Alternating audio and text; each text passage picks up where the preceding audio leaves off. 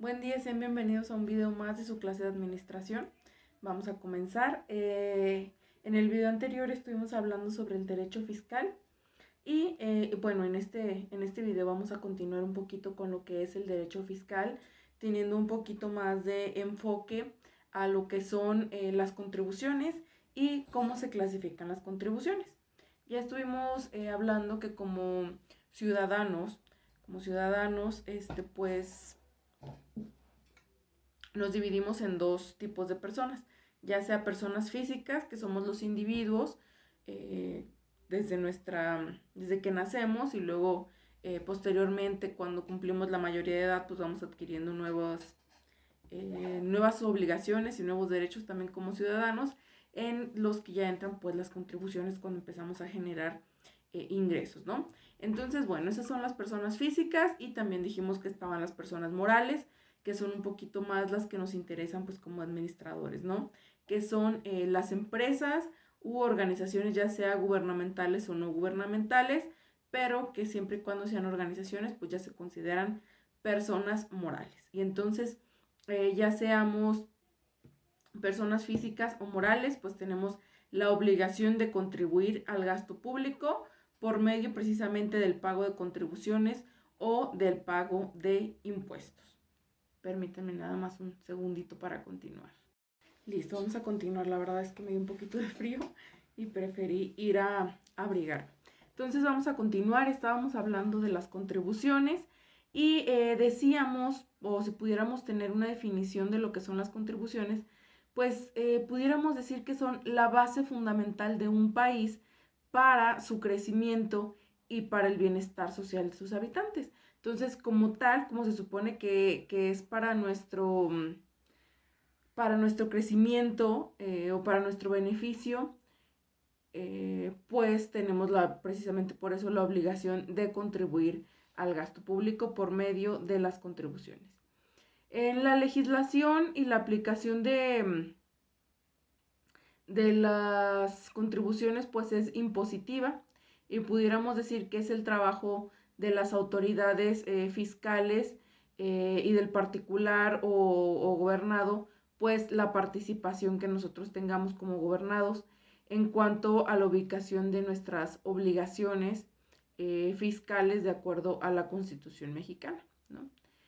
Entonces vamos a estar hablando sobre los diversos conceptos de las contribuciones y también sobre las diferentes clasificaciones, recordando que las contribuciones y los impuestos tienen un poquito de diferencia por ahí, ¿no? Entonces vamos a estar hablando de su clasificación, además pues también de los principios accesorios de las contribuciones y la manera en que se lleva a cabo su aprovechamiento y los productos que pueden derivarse de lo que son las contribuciones. Lo que es el derecho fiscal, pues ya dijimos, bueno, no estoy segura si, no recuerdo precisamente si dijimos la definición exacta de lo que es el derecho fiscal, creo que sí, pero bueno, el derecho fiscal es un conjunto de normas jurídicas fiscales, precisamente, que regulan la determinación, la recaudación y administración por parte del Estado de los ingresos, tributarios, o que pudiéramos llamarles contribuciones, que fueron legislados de acuerdo con las normas constitucionales o de acuerdo a la Constitución. Ya decíamos en el video anterior que lo que es el derecho es el conjunto de normas que regulan la convivencia entre particulares o las relaciones entre particulares. Y luego hablábamos también de derecho mercantil, que decíamos que regulaban las relaciones o la convivencia entre particulares y el Estado, que dijimos que el Estado pues es pues el gobierno, ¿no? En pocas palabras.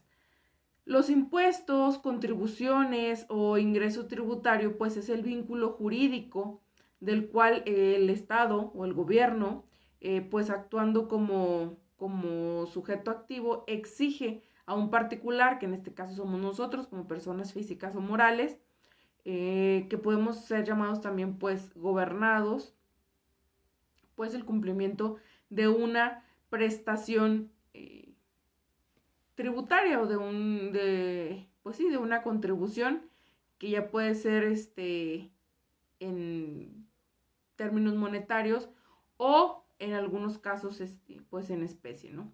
Que en algunos casos excepcionales puede ser en especie. Como vínculo jurídico, que decíamos ahorita que es una contribución, se entiende que los impuestos tienen su aspecto impositivo ya que fueron legislados en un marco de legalidad, es decir, para que la autoridad fiscal pueda recaudar los impuestos, para que pueda recaudar las contribuciones o recursos derivados de las contribuciones, pues es necesario que exista la ley fiscal como norma jurídica. De lo contrario, pues se estarían cometiendo un abuso de autoridad al recaudar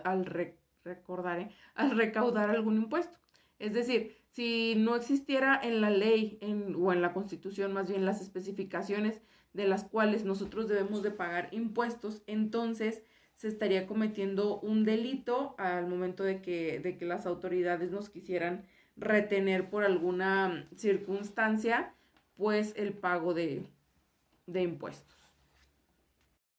Los impuestos como tal, o sí, los impuestos pueden tener fines ya sea fiscales o extrafiscales.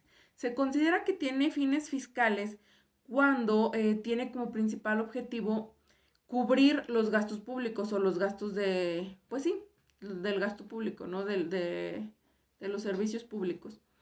Sin embargo, hay ocasiones en las que se establecen impuestos que tienen un carácter más de proteger, más que nada de proteger a la economía nacional, es decir, con fines extrafiscales, cuando se les conoce como impuestos extrafiscales, que ya pues son independientemente de que su recaudación sirva para gastos del Estado, por el gasto público o no. Entonces es cuando se llama impuestos extrafiscales. Y son impuestos fiscales cuando tienen como objetivo precisamente el pago de gastos del servicio público, ¿ok?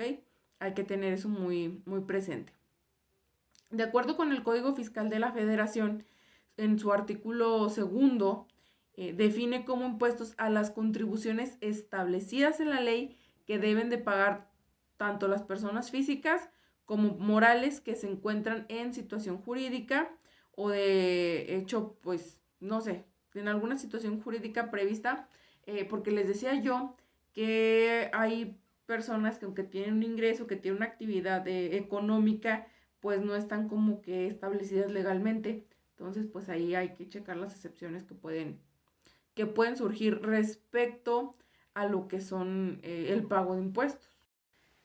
Entonces, bueno, uno de los aspectos más importantes de lo que son los impuestos o de lo que es el derecho fiscal es la clasificación de los impuestos.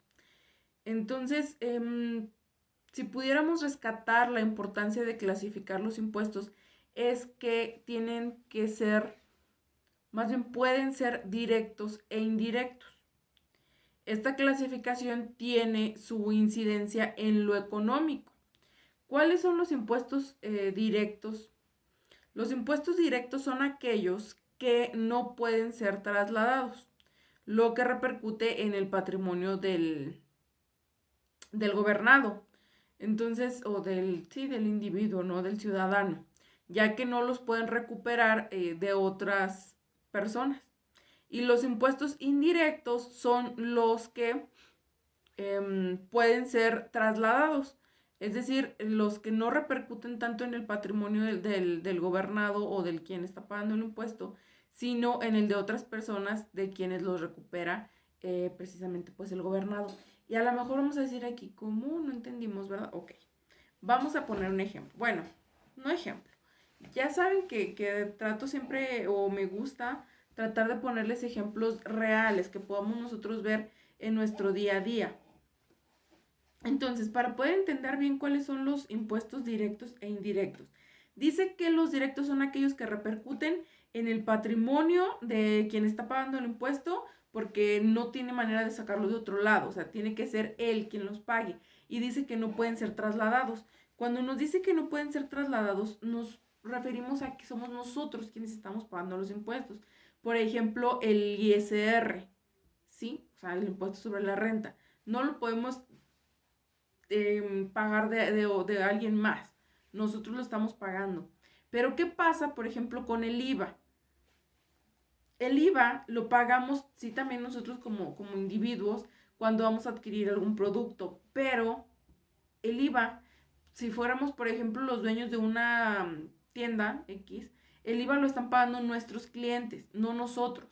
Nosotros tenemos que pagar el IVA por los productos que vendemos, pero ¿de dónde lo estamos recuperando? Del pago que hace cada cliente con la adquisición de cada producto. Entonces ahí es cuando estamos hablando de un impuesto indirecto, porque lo estamos adquiriendo por medio de alguien más. ¿Sí? Entonces esos son los dos ejemplos que pudiéramos manejar para que entendamos mejor los impuestos directos e indirectos. Como ejemplo del directo dijimos el ISR, que grava la utilidad fiscal y pues repercute directamente al patrimonio del contribuyente, que es quien está pagando. Y con respecto al impuesto indirecto decíamos que está el IVA, es decir, el impuesto del valor agregado, y este tipo de impuesto, pues por ley, los contribuyentes los traslada el IVA al momento de vender un producto o un servicio, es decir, está pagando el IVA quien nos está comprando el producto o el servicio, por lo tanto el IVA es trasladado, ¿ok? Entonces, esa es la clasificación en cuanto a impuestos directos e indirectos, pero hay otra clasificación que es de impuestos federales, estatales y municipales, ¿sí? Los impuestos federales son los que se legislan, perdón, anualmente y se refieren a la ley de ingresos de la federación y hacen referencia pues a la diversidad de leyes fiscales en cuanto a su aplicación federal. Los impuestos estatales se establecen en las leyes hacendarias locales y de acuerdo a los estados pues obtienen los ingresos que necesitan para su sostenimiento, que también es presupuestos anuales, y en algunos casos pues participan o toman de los impuestos federales, ¿sí? O sea, los estados se ven beneficiados de los impuestos federales en algunas ocasiones. Entonces, para explicarlo de una mejor manera, los impuestos estatales son los que ayudan a sostener el gasto público del estado. Y luego los municipales, pues son legislados por Congreso local de cada municipio, de la entidad federativa, y pues se utilizan obviamente para el gasto público del municipio. Esa es otra clasificación. Y una tercera clasificación son los impuestos ordinarios y extraordinarios. Se consideran impuestos ordinarios cuando se encuentran establecidos en la Ley de Ingresos de la Federación, y extraordinarios los que establece el Estado por cuenta propia cuando atraviesa por circunstancias anormales o especiales. ¿Y cuáles son, por ejemplo, los impuestos extraordinarios que pudiéramos decir nosotros? Por ejemplo, el refrendo que se les ocurre a veces pagar de las placas, son impuestos extraordinarios porque son establecidos por el Estado para cubrir algunos gastos especiales, ¿no? O anormales que pudieran surgir en el gasto público del Estado, que luego van surgiendo varios. Entonces, esa fue otra clasificación de impuestos ordinarios y extraordinarios. Y luego está una clasificación más de los impuestos, que son impuestos reales e impuestos personales. ¿Y cuáles son? Discúlpenme, es que algo traigo por acá. ¿Cuáles son los impuestos reales? Bueno, son aquellos que gravan. Dijimos que cuando hablamos de gravar es que estamos hablando que es sujeto o que tiene impuestos, ¿no?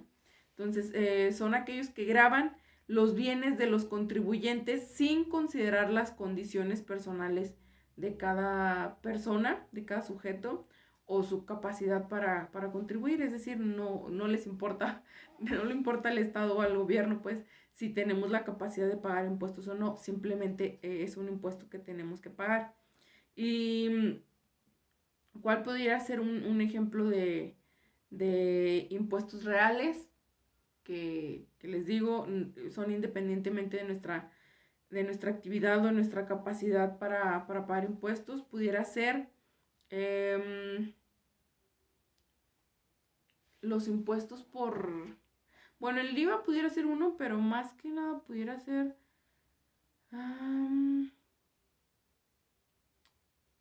se me fue el nombre. Se me fue.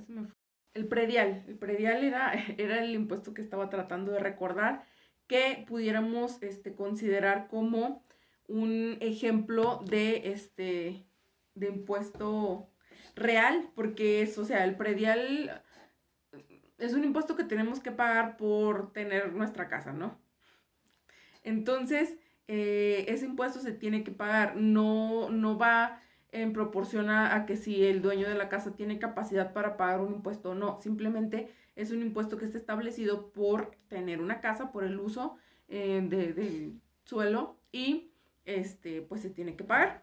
Entonces ese pudiera ser un ejemplo de impuesto real. Ahora, ¿cuáles son los impuestos personales? Los impuestos personales son los que se establecen en consideración de la capacidad o en consideración a la persona que está pagando, pero sin tener en cuenta sus bienes. Y también se indica que son personales, perdón, cuando al establecerse se considera únicamente la capacidad económica o aptitud contributiva del contribuyente. Aquí sí se considera la capacidad económica. ¿Y cuál pudiera ser? Pues yo creo que el impuesto de... no se crea. Es decir que de seguridad social, pero no. No. Bueno, no tengo ahorita un ejemplo que me venga a la mente en cuanto a impuestos personales que sí van más, en cuanto a la capacidad económica de las personas. Pues igual, no, la verdad es que no se me viene. Otra clasificación son los impuestos proporcionales e impuestos progresivos. Los impuestos proporcionales consideran el ingreso o utilidad más bien del contribuyente y se aplica a una tasa de referencia. Entonces así pues estos impuestos son en relación de la base que se está utilizando como referencia. Y en los impuestos progresivos, la tasa de porcentaje que se aplica de impuestos pues varía en la medida que crece o aumenta los ingresos o la base de referencia para calcularlos. Entonces, esos serían, pues sí, muy a grandes rasgos las clasificaciones que hay sobre los impuestos. Pero también, bueno, el sistema fiscal mexicano hace su propia clasificación y los pone como impuestos, por un lado, y por otro lado como contribuciones de mejoras de derecho. Y luego también las clasificaciones, pero esas ya las vimos la semana pasada, perdón, en el video pasado, las de aportación de seguridad social. O sea, ya vimos lo que son impuestos, derechos y aportación social. Ya lo estuvimos por ahí hablando, pero recordándolo, dijimos que impuestos son de acuerdo que al artículo 2, fracción primera del Código Fiscal de la Federación, son contribuciones establecidas por la ley que deben de pagar las personas físicas o morales que se encuentren en situación jurídica o de hecho. Las de aportación social son las que se hacen al IMSS para tener pues derecho a protección social o a tener atención médica. Y los de derechos era los impuestos que tenemos que pagar por el derecho de utilizar ciertas cosas, ¿no? Entonces ahí están, esas son las clasificaciones en cuanto a impuestos o clasificaciones más bien de contribuciones, porque ya vimos la diferencia entre impuestos y contribuciones. Esas son las clasificaciones, perdón, de las contribuciones. Ahora bien, hablemos sobre los efectos de los impuestos. ¿Y por qué decimos efectos de los impuestos? Bueno, el pago de impuestos es un hecho que sin duda alguna produce una serie de efectos que a veces no es posible prever. Los principales efectos de los impuestos se pueden clasificar en efectos de los impuestos que se pagan, que son repercusión y traslación, y efectos de los impuestos que no se pagan y que podemos llamarles evasión o elusión. Entonces, cuando hablamos primero de los que sí se pagan, la repercusión. Bueno, la repercusión es un fenómeno que se desarrolla en 3 etapas. Primero, percusión, luego incidencia y luego traslación. Esto cuando hablamos, recuerden, de los impuestos que sí se pagan. La percusión es el momento en el que se realiza el presupuesto, de hecho previsto por la ley, para que nazca o para que vaya surgiendo la obligación del pago, la obligación al contribuyente del pago de sus impuestos o de sus contribuciones. Entonces, el contribuyente se sitúa o se adecua a la hipótesis de que tiene una norma jurídica fiscal que le genera la obligación fiscal de pagar un impuesto, ¿no? Esa es la percusión, cuando se empieza a presupuestar el pago de impuestos. Luego está la incidencia, que en la incidencia ya es el hecho de que el contribuyente vaya o simplemente pague, ¿no? Ejecute el pago de impuestos, el contribuyente, ¿no? Que sí va a haber afectado su economía por el impacto del impuesto, pero que al ser una obligación, pues tiene que ir y hacer el pago. Entonces, esa es la incidencia. Y luego está la traslación, que es el hecho de pasar la carga del impuesto a otra persona, como decíamos en el caso del IVA, que, o sea, la incidencia es cuando nosotros vamos y pagamos el impuesto que nos corresponde pagar a nosotros, y luego la traslación es cuando pagamos el impuesto que estamos pagando por medio de otras personas, como decíamos que era el IVA, ¿no? Esa es la traslación. Ahora, los efectos que surgen por el no pagar impuestos. Primero dijimos que estaba la evasión, que consiste pues precisamente en evadir el pago de impuestos. Hay que ser muy claros en no confundirlos con la repercusión. En el caso de la repercusión, el impuesto lo paga un tercero, como estuvimos hablando ahorita, en el caso de cuando sí se pagan. En el caso de la repercusión lo paga un tercero, no nosotros, pero se está pagando, no se está evadiendo el impuesto. Y en la evasión el impuesto no se paga ni nosotros ni terceros, simplemente no se paga de ninguna manera. Y se puede presentar, por ejemplo, en evasión legal, que significa omitir el pago de impuestos mediante procedimientos legales, como lo hacen muchas empresas cuando, por ejemplo, no sé si han escuchado que cuando se hace el Teletón y todos estos eventos, las empresas que donan de alguna manera lo hacen para evadir el pago de impuestos. Entonces esa es una evasión legal, porque digamos que están contribuyendo a un beneficio social, a un beneficio público, y entonces por eso se les perdona el pago de impuestos. Esa es evasión legal. Pero está también la evasión ilegal, que se realiza pues para evadir precisamente el pago de impuestos, pero en este caso pues se efectúan actos violatorios a la ley o de las normas legales, como son pues cuando no reportan las ventas reales, cuando no declaran en su declaración de impuestos lo real, o cuando se utilizan algunas pues sí, ¿no? Situaciones que son ilegales para evadir precisamente impuestos. Entonces, para evitar estas situaciones de evasión fiscal, pues, o evasión de impuestos, la autoridad fiscal debe de realizar una serie de investigaciones para detectar a las personas que se les puede considerar defraudadores y ser pues, sancionados conforme a las leyes fiscales o penales que correspondan de acuerdo a la cantidad o de acuerdo a la repercusión que pueda llegar a tener el hecho de que estén evadiendo impuestos, ¿no? Ahora, ya estuvimos hablando sobre lo que son las contribuciones, los impuestos, pero también dijimos que las contribuciones de seguridad social, pues también no es un impuesto como tal, pero sí es una contribución. Entonces, vamos a estar hablando precisamente de eso, de las contribuciones de la seguridad o de seguridad social. El Estado o el gobierno tiene la obligación de proporcionar bienestar social a sus habitantes, a sus ciudadanos, y para ello pues son necesarias contribuciones en lo que es seguridad social. Entonces, de acuerdo a las normas de seguridad social, las personas físicas o morales que tengan a su servicio trabajadores o patrones, pues más bien como patrones, tienen la obligación de contribuir en el ámbito de la seguridad social con aportaciones sociales que correspondan como cuotas o aportaciones del Seguro Social, aportaciones de Infonavit, también aquí entran como seguridad social, y aportaciones para el seguro de retiro.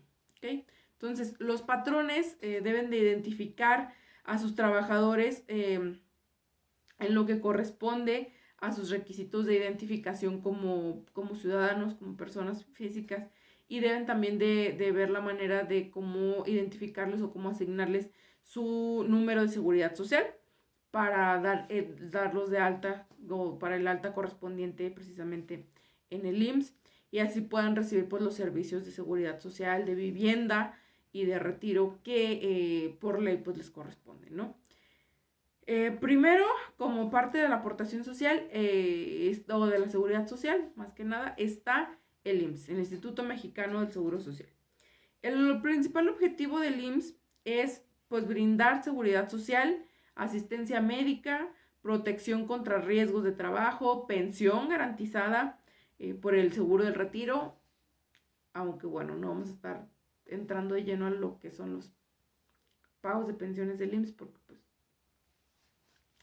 conocemos que son pues muy, muy pequeñas, ¿no? Pero bueno, esa ya es otra historia. De todos modos, como contribuciones se tienen que pagar. Entonces, dijimos que el IMSS se encarga de eso, de asistencia médica, asistencia social, protección contra riesgos de trabajo, pensión garantizada, y también entra aquí lo que son las guarderías y pues todo lo necesario para el bienestar de los trabajadores del sector privado, ¿ok? Porque acuérdense que para trabajadores del Estado pues está el ISSSTE. Entonces para trabajadores privados está el IMSS. De acuerdo con el artículo 11 de la Ley del Seguro Social, el régimen obligatorio que comprende los seguros son de enfermedad y maternidad, que es lo que debe cubrir el seguro, riesgo de trabajo, invalidez y vida, retiro, cesantía de edad avanzada y vejez, que es jubilación más que nada, y guarderías y prestaciones sociales. Eso es todo lo que contempla el seguro, el Instituto Mexicano del Seguro Social. En el artículo 12, precisamente de la ley del IMSS, indica que son sujetos de aseguramiento del régimen obligatorio, o sea, de contar con todos estos derechos, las personas que de conformidad con los artículos 20 y 21 de la Ley Federal del Trabajo presten en forma permanente o eventual a otras de carácter físico o moral o unidades económicas sin personalidad jurídica un servicio remunerado. Es decir, en pocas palabras, son sujetos de ser asegurados todas las personas que estén prestando un servicio a otra persona. Es decir, todos los trabajadores son sujetos de ser asegurados, ¿ok?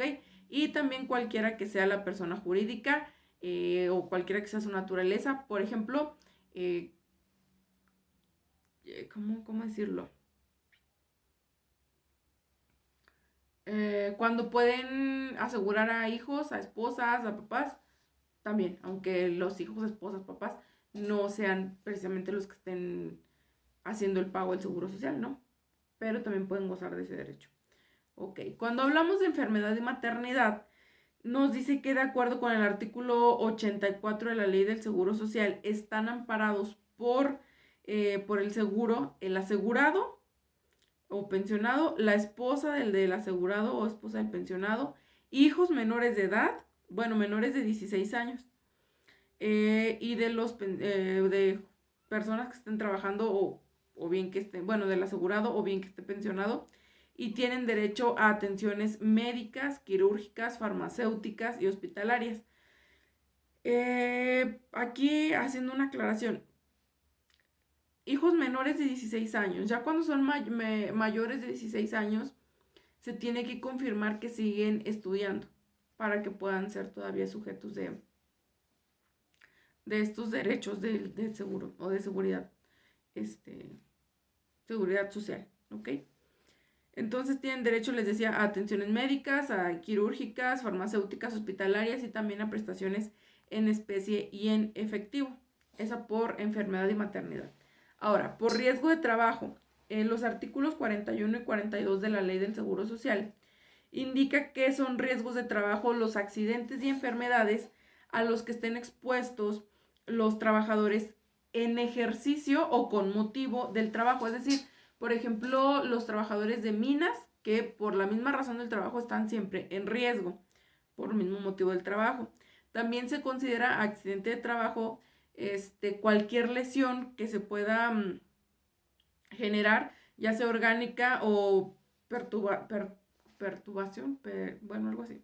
Perturbación, perdón. Funcional, ¿qué quiere decir? Que cuando dice perturbación funcional, que afecta alguna función de nuestro cuerpo, ya sea inmediata, es decir, que algún accidente de trabajo nos cause una perturbación en la función de nuestro cuerpo de una manera inmediata, o sea, en el momento. Por ejemplo, no sé, que por algún accidente de trabajo se pierda la mano, en ese momento ya se está creando una perturbación que me está impidiendo ya una función de mi cuerpo de una manera inmediata, ¿no? O del cuerpo de alguna persona. O ya bien que sea posterior, que a causa de algún accidente o lo que sea de trabajo, posteriormente se vea dañada alguna función del cuerpo. ¿Ok? Entonces ahí también entra lo que es el seguro por invalidez y vida. Y pues también se otorgan semanas de incapacidad que se tienen que ir pagadas y todo esto. Y luego está también, perdón, era por riesgo de trabajo, ya hablando de invalidez y vida. Está también lo que es invalidez y vida, que según los artículos 112 y 113 de la Ley del Seguro Social, pues señala que los riesgos protegidos son la invalidez y la muerte del asegurado o del pensionado por invalidez, es decir, ya por alguna enfermedad o algo así, en los términos y condiciones obviamente que sean previstas por la ley.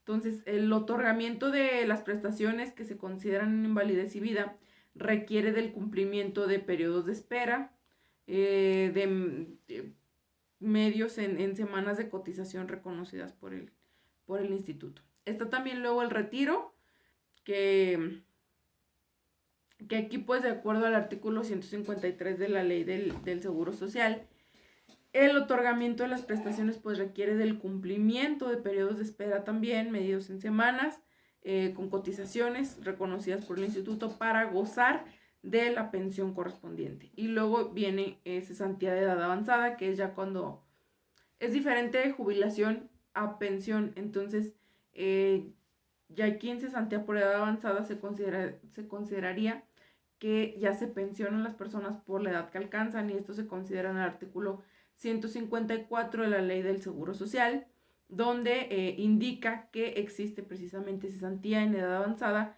cuando el asegurado queda privado de trabajos remunerados a partir de 60 años de edad. ¿Ok?